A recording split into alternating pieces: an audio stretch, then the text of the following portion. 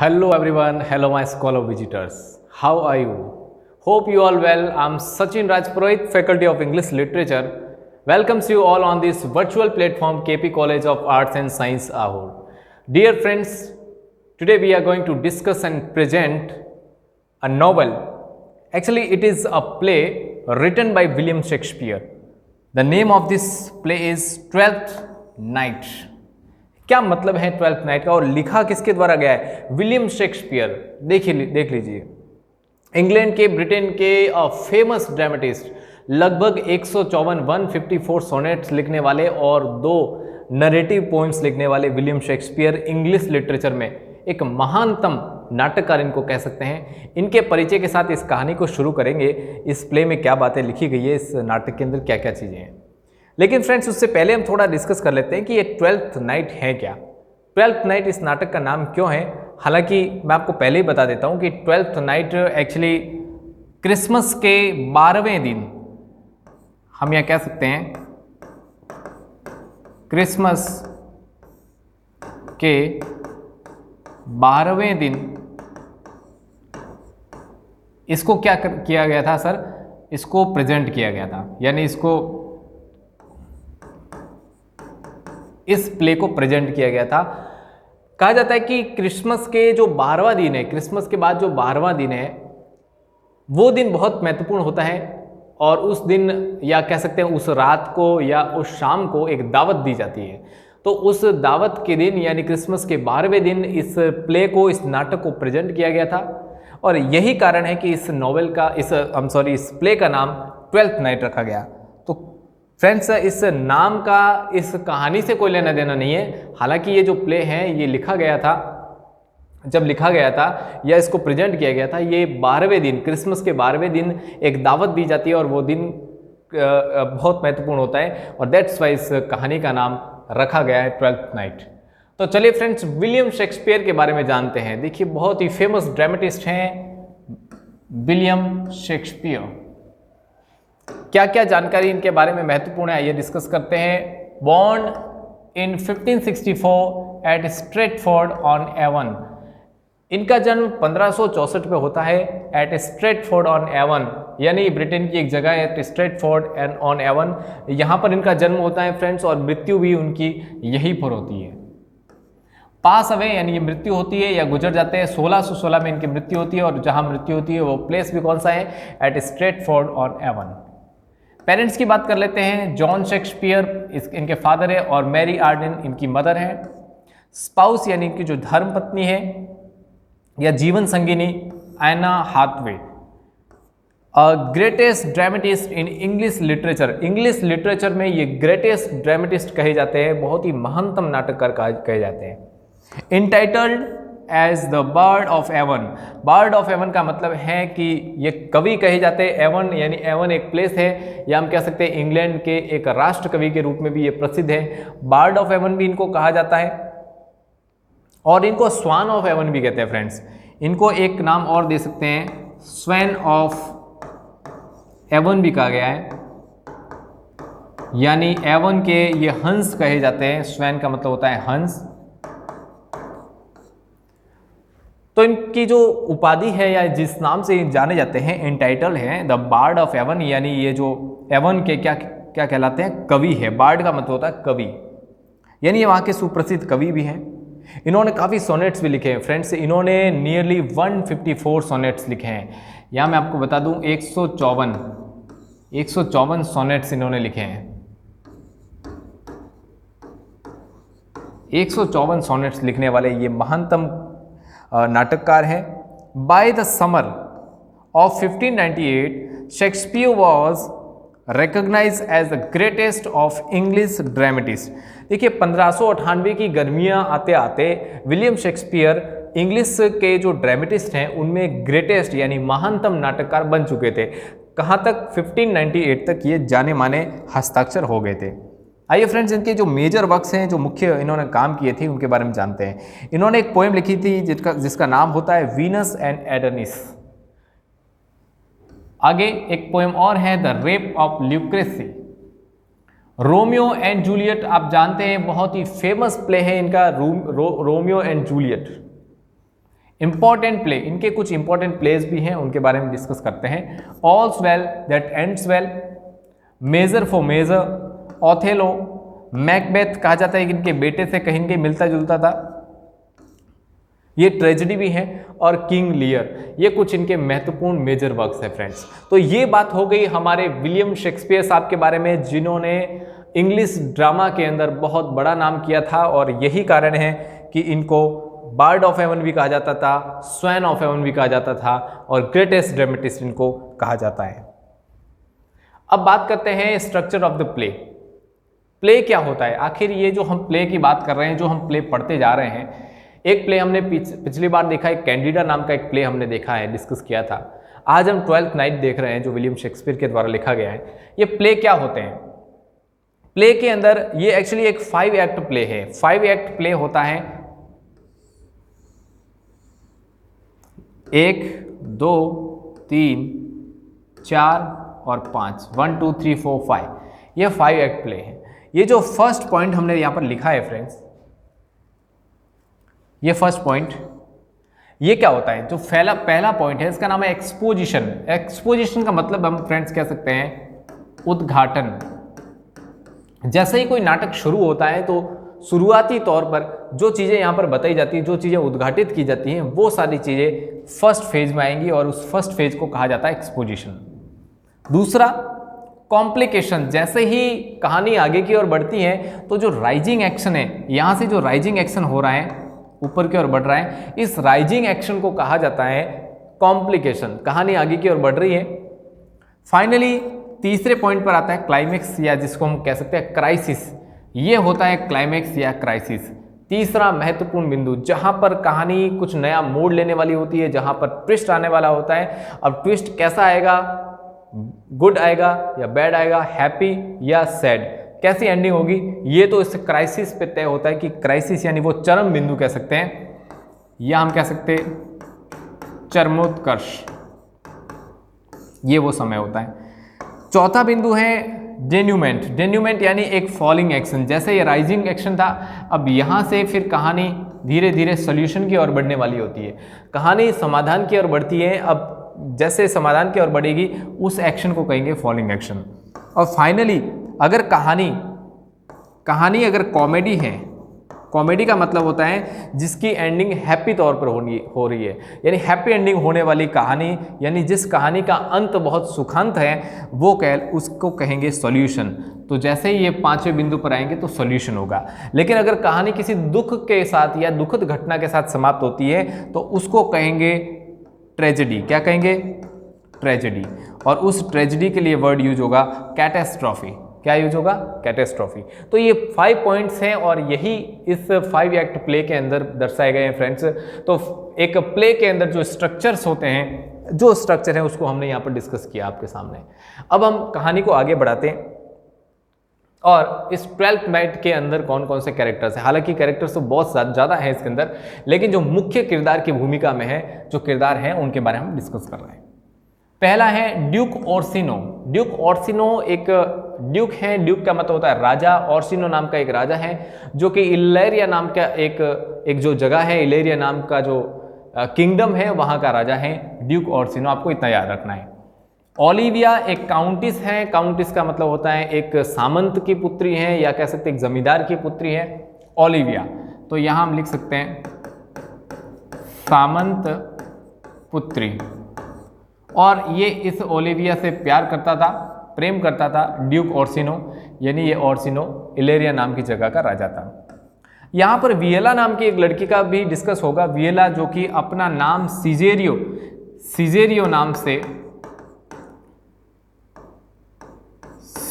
नाम से अपना वेश बदलती हैं, और सिजेरियो नाम से एक लड़का बन जाती है। इस कहानी के अंदर काम पाने के लिए एक लड़का बनती है, और खुद का नाम रखती है सिजेरियो। तो ये एक लड़की है जिसका नाम होता है वियला, और उसका एक भाई भी है जिसका नाम होता है सेबेस्टियन और वियला दोनों ब्रदर सिस्टर्स हैं। फिर एक का आता है सी कैप्टन, एक समुद्र का कैप्टन होता है, एक समुद्री कैप्टन कह सकते हैं। सर टॉबी बेल्च जो हैं, जो ओलिविया नाम की जो सामंत पुत्री है, उसके ये अंकल हैं। कौन है? अंकल, तो इनको कह सकते हैं सर अंकल टॉबी। इसके अलावा सर एंड्रयू एग्यूचिक, एंड्रयू एग्यूचिक इस सर टॉबी जो कि इसके अंकल हैं, वो ओलिविया के उसके फ्रेंड है, एक पियकड़ फ्रेंड है, शराबी फ्रेंड है, बहुत बुरा व्यक्ति कह सकते हैं इसको। मेलवोलियो कौन है? मेलवोलियो इसी ओलिविया के घर में काम करने वाला या कह सकते हैं व्यवस्था देखने वाला एक व्यक्ति है। और एंटोनियो, एंटोनियो कौन होता है? एंटोनियो भी एक सी कैप्टन है। एंटोनियो क्या है? एक सी कैप्टन है। और यहाँ एक कैरेक्टर और भी है, मैं उसको भी यहाँ पर लिख देता हूँ, उसका नाम होता है मेरिया। मेरिया नाम की भी एक लड़की होती है, यानी ये मेड सर्वेंट है। मेरिया कौन है?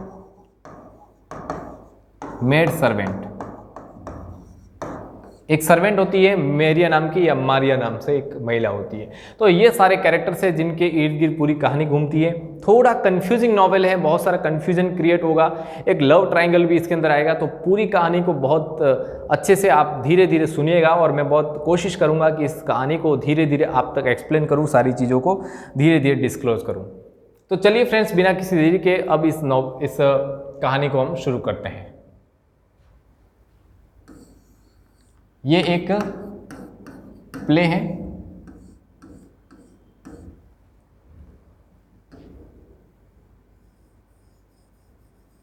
अब इस प्ले के बारे में डिस्कस कर रहे हैं।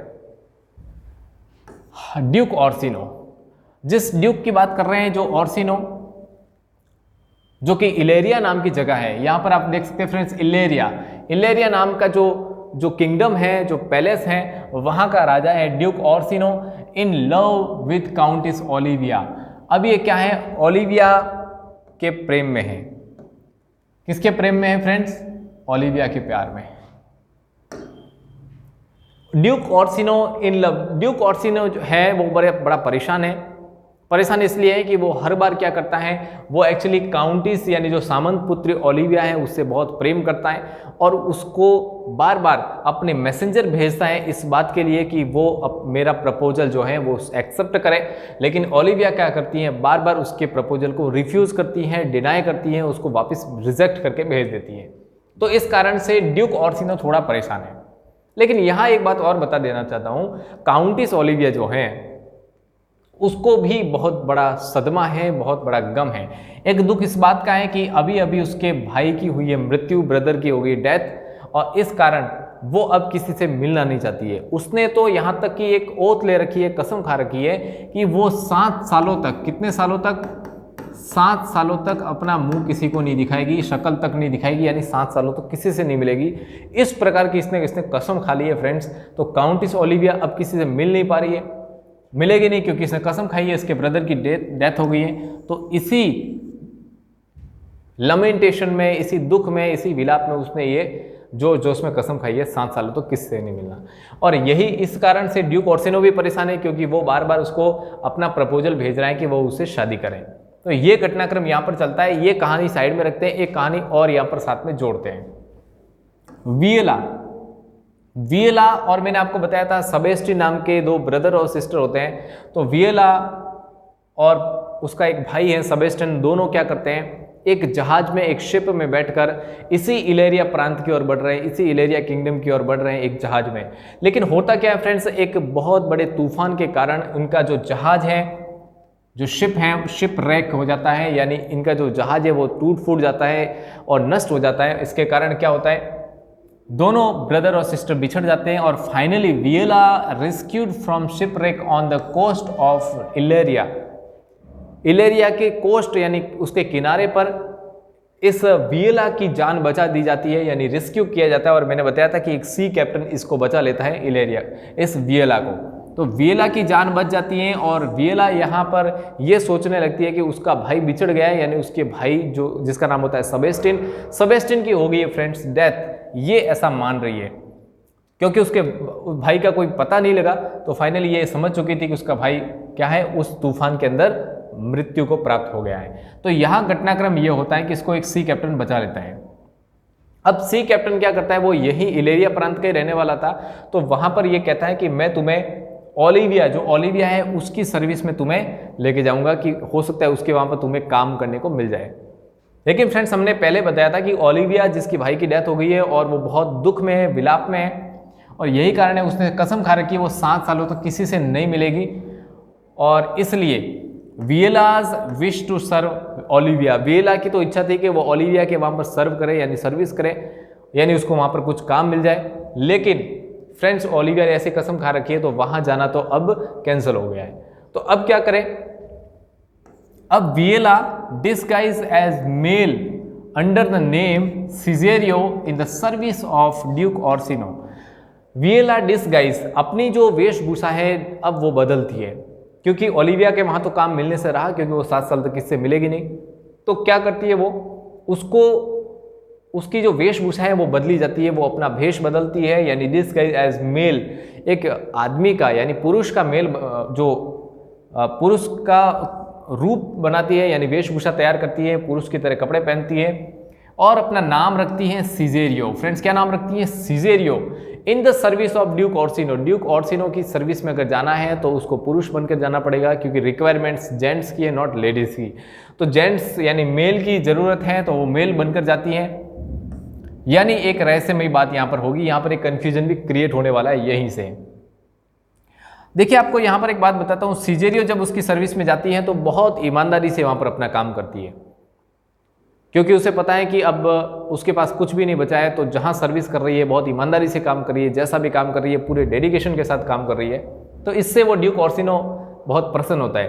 तो उसको लगता है, वो बार बार अपने मैसेंजर जब ओलिविया के पास भेजता था तो हर बार रिजेक्शन मिलता था, उसको रिजेक्ट हो जाता था। तो इस बार इसने सोचा कि ये जो सिजेरियो, या इसको कई बार कसेरियो नाम से भी बोला जाता है, सिजेरियो को क्यों ना एक बार मैसेंजर के रूप में उसके पास भेज के देखा जाए, क्या पता इस बार बात बन जाए। तो ऐसा सोचकर वो उसको मैसेंजर बनाकर कसेरियो को उसके पास भेजता है। देखो फ्रेंड्स यहाँ पर कसेरियो की भी जाने की इच्छा नहीं है, क्योंकि आपको एक बात बताऊँ, वो दिखने में वेशभूषा के रूप में तो वो लड़का दिख रही थी, बाहर से मेल दिख रही थी सिजेरियो, लेकिन अंदर से तो वो वियला एक लड़की थी। और फाइनली अब वो क्या है, सर्विस करते करते ड्यूक ऑर्सिनो को पसंद करने लग गई थी। अब उसको जब पता चला कि वियला को ये प्रपोजल देने जाना है ड्यूक ऑर्सिनो का, तो वो भी एक भारी मन से जा रही है, क्योंकि उसकी इच्छा नहीं है कि वो वहां पर जाए, क्योंकि वो अब किससे प्रेम करने लगी है? ड्यूक ऑर्सिनो से प्रेम करने लगी है। तो यहां मैं आपको बता देता हूं कि सिजेरियो या जो कसेरियो है वो अब किससे प्रेम करती है? ड्यूक ऑर्सिनो से। लेकिन उसको मैसेंजर बनकर किसके पास जाना है? मैसेंजर बनकर जाना है ओलिविया के पास। देखिए फ्रेंड्स यहां कहानी को आगे बढ़ाते हैं। Olivia's interest in the youth, youth का मतलब होता है लड़का, जो लड़का अब युवा लड़का बन के गई है। तो जैसे वो ओलिविया के पास ये प्रस्ताव लेकर जाती है, किसका? ड्यूक ऑर्सिनो का, कि ड्यूक आपसे प्रेम करते हैं और वो आपसे शादी करना चाहते हैं, तो आपका क्या रिप्लाई है? तो जैसे ही ओलिविया ऊपर नज़र उठा के जब देखती हैं तो वो यूथ, वो जो युवा लड़का है बहुत ही हैंडसम लग रहा है तो वो अंदर से लड़की, लेकिन अब उसने वेशभूषा बदल दी है। तो अब ओलिविया का इंटरेस्ट उस युवा लड़के के अंदर पनपने लगता है, यानी ओलिविया अब किसको पसंद कर रही है? इस सिजेरियो को। देखो फ्रेंड्स यहां पर एक लव ट्रायंगल बन रहा है। लव ट्रायंगल कैसे बन रहा है ये देख लीजिए। यहां मैं आपको बताता हूं,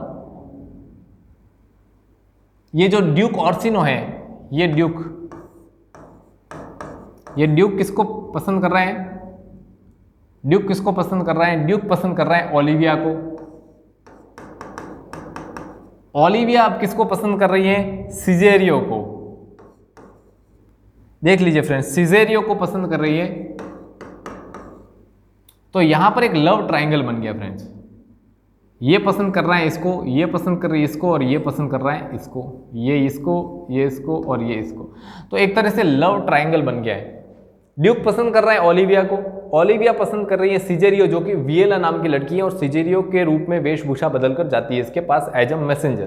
तो सिजेरियो अंदर ही अंदर ड्यूक ऑर्सिनो को लाइक करती है। तो ये एक तरह का लव ट्रायंगल बनता है और कोई एक दूसरे को प्रेम नहीं कर पा रहा है, सब ये पूरा घटनाक्रम ऐसे गोल गोल घूम रहा है। ओलिवियाज इंटरेस्ट इन द यूथ, अब ओलिविया ने जैसे इस युवा लड़के को देखा तो वो बहुत प्रसन्न हो गई, बहुत इंटरेस्टेड फैक्टर यहाँ पर बन गया उसके लिए, क्योंकि अब वो उस युवा लड़के को पसंद करने लगी है, ऑर्सिनो को पसंद नहीं करती है। यहाँ तक घटना आपको पता चल गई होगी, लेकिन अब मैं आगे एक घटना और बताता हूँ। इस घर के अंदर कुछ और भी पात्र हैं, इस कहानी के अंदर, इस प्ले के अंदर कुछ और भी कैरेक्टर्स हैं, लेकिन वो जो कैरेक्टर्स हैं वो इसी ओलिविया के घर में रहते हैं। ओलिविया का जो प्लेस है, उस प्लेस में रहने वाले जो लोग हैं उनका भी यहाँ पर डिस्कशन कर लेते हैं। सर टॉबी, मैंने बताया था कि ये ओलिविया के अंकल है। Sir Toby and Andrew Aguecheek make noise after drinking. Andrew Aguecheek जो है वो सर टॉबी का एक फ्रेंड है। आपको बता देता हूँ कि सर टॉबी ने एंड्रयू एग्यूचिक को, ये किस तरह का व्यक्ति है। सर टॉबी जो है वो बहुत लालची प्रवृत्ति का व्यक्ति है, बहुत घूसखोर व्यक्ति है। ये अपने फ्रेंड एंड्रयू एग्यूचिक जो कि पैसों वाला है, उसके पास काफ़ी सारे पैसे हैं, तो ये इसको लालच देता है कि मैं तुम्हारी शादी क्या करवाऊंगा, ओलिविया से कराऊंगा, क्योंकि मैं उसका क्या हूँ, चाचा हूँ, अंकल हूँ। तो ऐसा कहते कहते ये इससे काफ़ी सारा धन लूट लेता है, इस चक्कर में बहुत सारे पैसे इससे ऐंठ लेता है एंड्रयू एग्यूचिक से। तो ये एक दूसरे के फ्रेंड है। सर टॉबी एंड एंड्रयू एग्यूचिक दोनों उसी घर में रहते हैं। एग्यूचिक यानी एंड्रयू एग्यूचिक कभी कभी इसके घर में आता जाता रहता है। तो दोनों उसी घर में हैं और दोनों ने अब क्या किया, आज उन्होंने भरपेट शराब पी है। Toby and Andrew make noise after drinking. दोनों क्या करते हैं, शराब पीते हैं और शराब पीने के बाद जोर जोर से हो हल्ला करते हैं, हुल्लड़ करते हैं, हंगामा करते हैं, और आप कह सकते हैं नॉइस यानी बहुत जोर जोर से आवाज़ें करते हैं, क्योंकि पियक्कड़ है दोनों। और जब ऐसी घटना होती है तो वहाँ पर क्या होता है, यहाँ पर मैरिया भी दौड़ कर आती है, जो कि मेड सर्वेंट है। वो भी उन सबको रोकती है कि ज़्यादा चिल्लाओ मत, आवाज़ मत करो। लेकिन इसी दौरान एक घर के अंदर एक, मैंने कहा था कि व्यवस्थापक है जो पूरे घर की देखरेख करता है, एज अ मैनेजर कह सकते हैं, मेलवोलियो। नाम क्या है, मेलवोलियो। मेलवोलियो क्या करता है, वो आके सर टॉबी और उसके फ्रेंड को जोरदार फटकार लगाता है कि तुम लोगों का दिमाग खराब हो गया है, मैं तुम्हारी शिकायत यानी तुम्हारी कंप्लेन यानी हमारी जो मालकिन है काउंटिस ओलिविया, उससे करूंगा और तुम्हें 2 मिनट भी नहीं लगेंगे तुमको यहाँ से निकलते हुए। तो इस प्रकार से वो थ्रेटन करता है, धमकी देता है कि तुम लोगों को यहाँ से निकला भी जा सकता है। ऐसी धमकी जब देता है तो सर टॉबी का दिमाग खराब हो जाता है कि ये नौकर मुझे इतना कह रहा है, जबकि मैं तो ओलिविया का क्या हूँ, अंकल हूँ, मुझे इसको कहने की हिम्मत कैसे हो गई। यानी इस प्रकार से ये सारा घटनाक्रम होता है। एंड्रयू भी गुस्सा होता है और उसी दौरान उनके साथ एक और व्यक्ति भी होता है जो इस घर में मनोरंजन करने का काम करता है, संगीत बजाने का काम करता है, जिसको कह सकते हैं क्लाउन फेस्ट है नाम होता है उसका भी जिक्र हम लास्ट में करेंगे। तो सब लोग गुस्सा होते हैं किसके ऊपर, मेलवोलियो के ऊपर, क्योंकि मेलवोलियो क्या करता है, सबको फटकार लगाता है। अब देखिए मैरिया क्या करती है, मैरियाज प्रॉमिस टू मेक मेलवोलियो अ फूल। तो मैरिया जो थी मेड सर्वेंट थी, वो इससे जलती थी मेलवोलियो से। तो उसने सर टॉबी और एंड्रयू एग्यूचिक को कहा कि डोंट वरी, आप चिंता ना करें, मैं इस मेलवोलियो से बदला ले लूंगी। बदला लेने का मेरे पास एक तरीका है, I have a good idea how to take revenge. अपना जो बदला लेना है तो उसको अगर मूर्ख बनाना है तो उसका एक तरीका मेरे पास है। तो उसने प्रॉमिस किया। अब देखिए इसने क्या प्रॉमिस किया था, उसने क्या किया, एक लेटर लिखा। उसने क्या लिखा, द लेटर बीफूल्ड मेलवोलियो। एक लेटर लिखा जाता है और इस लेटर के माध्यम से मेलवोलियो को मूर्ख बनाया जाता है। तो फ्रेंड्स इस लेटर के बारे में क्वेश्चन बन सकता है कि क्या क्या बातें लिखी गई थी। देखिए फ्रेंड्स, इस लेटर के अंदर ये बताने की कोशिश की गई थी कि ये लेटर काउंटिस ओलिविया की ओर से मेलवोलियो को लिखा गया है, इस आधार पे कि काउंटिस ओलिविया मेलवोलियो को प्यार करती है और वो उससे शादी करना चाहती है। ये इस तरह का एक क्रिएशन तैयार कर दिया कि उसको मूर्ख बनाया जा सके। किसको, मेलवोलियो। और उसके अंदर बहुत सारी अजीबोगरीब हरकतें करने को कहा गया। उसको कहा गया कि वो पहले तो उसकी तारीफ की गई कि उसकी दाढ़ी बहुत अच्छी है, उसका जो चलने का तरीका है वो बहुत अच्छा है, इस तरह से उसकी तारीफ की जाती है। और इसी की हैंडराइटिंग में जब लिखा जाता है, ओलिविया की हैंडराइटिंग में कौन लिखती है, मारिया लिखती है ये लेटर। साथ में एक आ जाता है कि तुम वो जो सॉक्स होते हैं, एक ऐसे सॉक्स जो कि घुटनों से भी ऊपर तक पहने जाते हैं और वो जो क्रॉस कट किए हुए होते हैं, ऐसे इस प्रकार के सॉक्स पहनने को कहती है कि तुम येलो कलर के ये सॉक्स पहनो। आपको एक बात बता दूं, ये जो येलो कलर के सॉक्स हैं ये ओलिविया को बिल्कुल पसंद नहीं थे और यही कारण था कि यहाँ पर उस घटना का फायदा उठाया जा सके। तो मेलवोलियो को उस लेटर में लिखा गया कि तुम ऐसे सॉक्स पहना करो और बहुत सारी अजीबोगरीब हरकतें करने के लिए कहा गया। पहले पहले तो मेलवोलियो को भी आश्चर्य होगा ये क्या हो रहा है, लेकिन फाइनली क्या होता है, उसको लगता है कि हाँ हो सकता है प्यार में सब कुछ जायज़ है तो कर लेते हैं। तो इस प्रकार वो बहुत अजीबोगरीब हरकतें करने लग गया। जैसे ये अजीबोगरीब हरकतें करते वो ओलिविया के सामने पहुंचता है और ओलिविया देखती है कि ये क्या हो गया, मेलवोलियो ऐसे पागलपंती क्यों कर रहा है। उसने वैसे ही किया जैसा उसमें लेटर में लिखा हुआ था। अब ओलिविया तो बड़ी परेशान थी, अपने ब्रदर की डेथ में लमेंटेशन में थी, लेकिन मेलवोलियो उसके आगे जाके मुस्कुरा रहा है, वही बड़े बड़े लंबे सॉक्स, वो येलो कलर के। तो ऐसा देखते हुए काउंटेस ओलिविया ने जब उसको देखा तो उसको लगा कि मेलवोलियो पागल हो गया है। वो सारी घटनाएं करने लगा जो लेटर्स में लिखी हुई थी। तो मेलवोलियो पागल हो गया और ऐसा देखते हुए उसने आदेश दिया कि इसको क्या करो, मेलवोलियो को किसी कोठरी में जाके बंद कर दो, ये पागल हो चुका है। तो देखिए, Sir Toby shut Malvolio's up in a dark chamber, एक काली कोठरी के अंदर, एक डार्क चैम्बर के अंदर उसको क्या कर दिया जाता है, उसको बंद कर दिया जाता है इस आदेश के बाद, काउंटेस ओलिविया के आदेश के बाद। तो फाइनली इन्होंने अच्छा खासा बदला ले लिया उससे, मेलवोलियो से बदला लेने का ये अच्छा प्लान था। लेटर लिखा और लेटर के माध्यम से उसने उसको बेफूल यानी मूर्ख बना दिया। अभी कहानी खत्म नहीं होती है फ्रेंड्स, कहानी अभी और आगे बाकी है, अभी कंफ्यूजन बाकी है, बहुत सारा कंफ्यूजन अभी क्रिएट होने वाला है। Sebastian saved by a sea captain Antonio. अब इसी बीच क्या होता है कि जो सेबेस्टियन, जो कि और वियला का भाई था सेबेस्टियन, जो कि उससे बिछड़ गया था और कहा जाता है कि उसकी मृत्यु हो गई है, उसकी मृत्यु नहीं हुई थी, उसको बचा लिया गया एक सी कैप्टन जिसका नाम होता है एंटोनियो। एंटोनियो नाम का एक सी कैप्टन होता है जिसके द्वारा उसे बचा लिया जाता है फ्रेंड्स। तो यहाँ कहानी को, इनकी भी अभी एंट्री होने वाली है बहुत जल्दी। यहाँ पर आप देखिए, Cesario and Sir Andrew Aguecheek for a duel. और जैसे ही सर टॉबी का जो फ्रेंड है, जो पियक्कड़ दोस्त है एंड्रू एग्युचिक, उसको पता लगता है कि इस घर में एक सिजेरियो नाम के लड़के का आना जाना है, जो कि मैसेंजर है ड्यूक ऑर्सिनो का, उसका इस घर में आने जाना है। और उसको पता लगता है कि जो ओलिविया है, जो मैम ओलिविया है, काउंटेस ओलिविया है, वो इसके प्यार में पड़ गई है। तो एंड्रू एग्युचिक को लगा कि वो अपने इस मुकाम को हासिल नहीं कर पाएगा, तो उसने झगड़ना शुरू कर दिया, उसने लड़ना शुरू कर दिया। और सर टॉबी ने उसको क्या है, भड़काना भी शुरू कर दिया, उसको प्रोवोक किया इसके खिलाफ। तो कसेरियो जब या सिजेरियो जब वहाँ पर आती है या आता है, तो सर एंड्रू एग्युचिक उससे क्या करता है, और ड्यूल यानी उन दोनों के बीच में एक द्वंद्व होता है, एक लड़ाई झगड़ा हो जाता है, वो उसके ऊपर चिल्लाने लगता है। तो ऐसी घटनाक्रम होती है। और दैट टाइम जैसे ही एंड्रू एग्युचिक सिजेरियो नाम के व्यक्ति से लड़ने लगता है, सिजेरियो कौन है, जो कि वियला नाम की लड़की है, वेश बदलकर यहाँ पर आती है। और उसी दौरान क्या होता है, entry of Antonio and arrested, Antonio यानी वो सी कैप्टन। अब देखिए, एक बात मैं और बता देता हूँ, ये जो सेबेस्टियन और जो वियला है, जो भाई बहन है, वो दोनों क्या है, दोनों ट्वीन है। ट्वीन्स का मतलब होता है जुड़वा भाई बहन है। अगर उन दोनों को पास में खड़ा किया जाए तो दोनों की शक्ल मिलती है। तो अब ये जो लड़की थी वियला, ये लड़का बन चुकी थी और इसका भाई भी सेबेस्टियन लड़का था, तो दोनों दिखने में एक जैसे थे।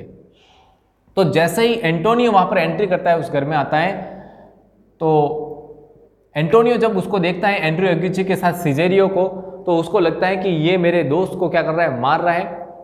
तो वो बीच में इसको बचाने के लिए जाता है। तो जैसे ही ये बचाने के लिए जाता है एंटोनियो उसको, तो एंटोनियो को पकड़ने के लिए ऑर्सिनो, ड्यूक जो ऑर्सिनो है, उसकी सेना आती है। ड्यूक ऑर्सिनो के सैनिक आ जाते हैं, उसको पकड़ लेते हैं। अब आप पूछेंगे सर कि ड्यूक ऑर्सिनो के सैनिक इसको पकड़ने के लिए क्यों आए हैं, तो मैं आपको यहाँ पर बता दूं, जो एंटोनियो है उसकी इस राज्य के, इस किंगडम से दुश्मनी है, कहीं कहीं कोई कोई खटपट है। और यही कारण है कि अब ऑर्सिनो के जो सैनिक हैं अब उसको पकड़ के ले जाते हैं। और जैसे उसको अरेस्ट करके वहाँ से ले जाते हैं, तो फ्रेंड्स ये जोर जोर से चिल्लाता है और सिजेरियो को बोलता है कि दोस्त, मेरे दोस्त सेबेस्टियन मुझे बचाओ, मेरे दोस्त सेबेस्टियन मुझे बचाओ।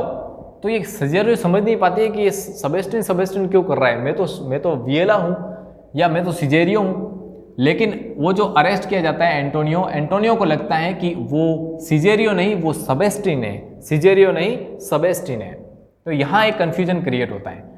अब देखिए, वियलाज एग्जिट, अब जो वियला है जो कि सिजेरियो बनकर आती है, उसकी तो एग्जिट हो जाती है, वो वहाँ से निकल जाती है, वहाँ से भाग जाती है वो। एंट्री ऑफ सेबेस्टियन, और वहाँ से जैसे वो भागती है तो थोड़ी देर बाद सेबेस्टिन जो उसका भाई होता है वो वहाँ पर आता है, और जैसे ही सेबेस्टिन वहाँ पर आता है तो आप देख लीजिए अब सेबेस्टिन आया है तो ये और सिजेरियो तो दोनों दिखने में एक जैसे लग रहे थे, तो अब वापस अब इन दोनों के बीच में fight between Andrew Aguecheek and Sebastian, Sebastian और एंड्रयू एग्यूचिक के बीच में फाइट होने लगती है। तो ये समझ नहीं पाता है सेबेस्टिन कि ये मुझसे झगड़ क्यों रहा है, ये लड़का पागल हो गया क्या, ये मुझसे क्यों झगड़ रहा है, उसको मुझसे क्या लेना देना है। लेकिन इसको पता नहीं था कि ये सारा पीछे मैटर क्या हो चुका है। फ्रेंड्स, कहानी यहीं तक खत्म नहीं होती है, आगे देखिए। Olivia marriage to Sebastian, fight between Andrew Aguecheek and Sebastian. इन सेबेस्टिन और एंड्रूचिक के बीच में क्या होती है, लड़ाई होती है। ओलिविया मैरिज टू सेबेस्टिन, अब ओलिविया की मैरिज किससे होती है, सेबेस्टिन से होती है। देखिए मैं आपको यहाँ चीज़ें एक्सप्लेन करता हूँ कि जैसे ही एंड्रयू एग्यूचिक और सेबेस्टिन की लड़ाई होती है और उसी दौरान ओलिविया वहाँ पर पहुँच जाती है। ओलिविया देखती है सेबेस्टिन को, वो सेबेस्टिन को समझ रही है सिजेरियो, देख लीजिए फ्रेंड्स, सेबेस्टिन को समझ लिया उसने सिजेरियो, तो उसने एंड्रयू एग्यूचिक और सबको वहाँ से भगा दिया, और फाइनली इसने कहा कि सिजेरियो अब तुम्हें कोई परेशान नहीं करेगा, अब मैं आ गई हूँ। तो सिजेरियो यानी सेबेस्टिन को समझ नहीं आया कि ये सिजेरियो कौन है और ये महिला मुझे सिजेरियो कहकर क्यों बुला रही है, ये इसको समझ में नहीं आता है। तो फाइनली यहाँ पर क्या होता है, सेबेस्टिन को ये ओलिविया कहती है, ओलिविया कह रही है कि सिजेरियो मैं तुम्हें लास्ट बार पूछ रही हूँ, क्या तुम मुझसे शादी करोगे, मैं तुमसे बहुत प्यार करती हूँ, क्या तुम मुझसे शादी करोगे। तो ऐसा जो प्रस्ताव रखती है, तो ये सेबेस्टिन को समझ में नहीं आता कि ये महिला मुझे क्यों प्रपोज कर रही है, ये प्रपोजल किस बात का दे रही है। लेकिन जैसे ही वो उसको देखता है एक बार कि चलो देख लेते हैं कैसी लड़की है, तो उसको ओलिविया पसंद आती है और उसने वहाँ पर हामी भर ली, उसने कहा कि यस मैं तुमसे शादी करूँगा। सोचा शादी कर लेते हैं, क्या दिक्कत है, अच्छी दिखने में भी अच्छी है और एक काउंटी से एक सामंत पुत्री है। तो फाइनली यहाँ पर इस पॉइंट का मतलब है कि ओलिविया की मैरिज हो जाती है सेबेस्टिन के साथ, दोनों की क्या हो जाती है, शादी।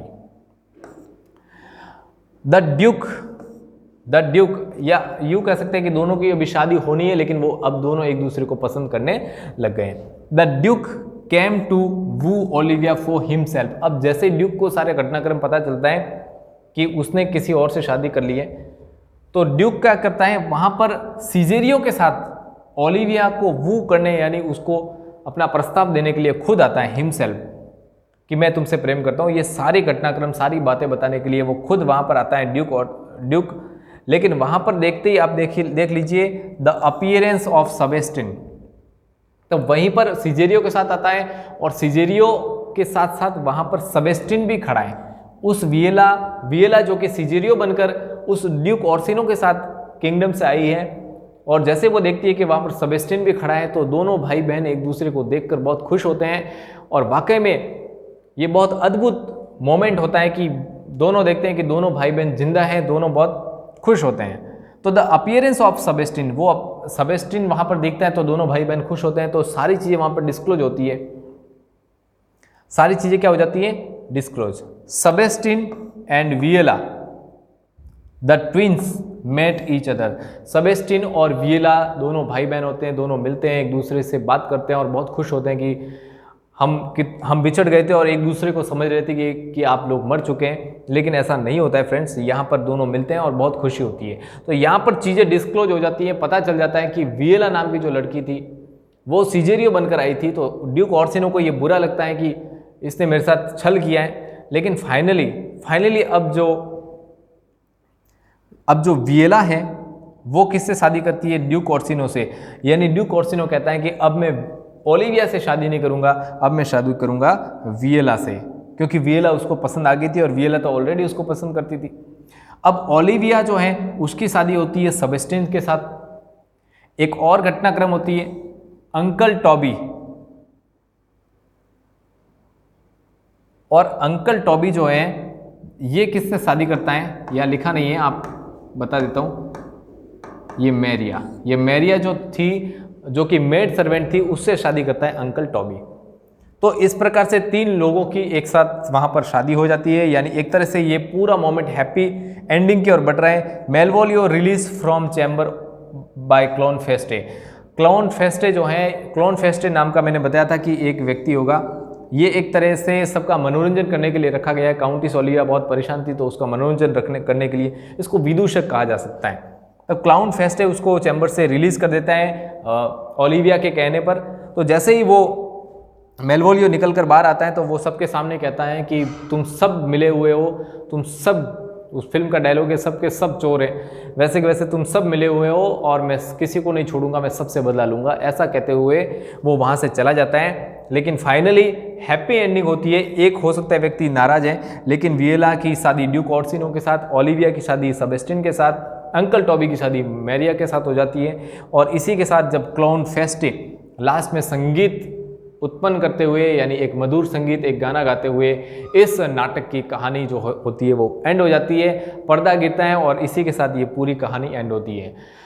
फ्रेंड्स, इस पूरी कहानी को मैंने आप तक इस आउटलाइन के माध्यम से प्रेजेंट किया। आपको ये कहानी कैसी लगी आप कमेंट करके ज़रूर बताएं और आगे भी जो वीडियो हैं उनको देखते रहिए, लाइक करें, शेयर करें, सब्सक्राइब करें और बेल आइकन को प्रेस करना ना भूलें। Thank you very much, thanks again.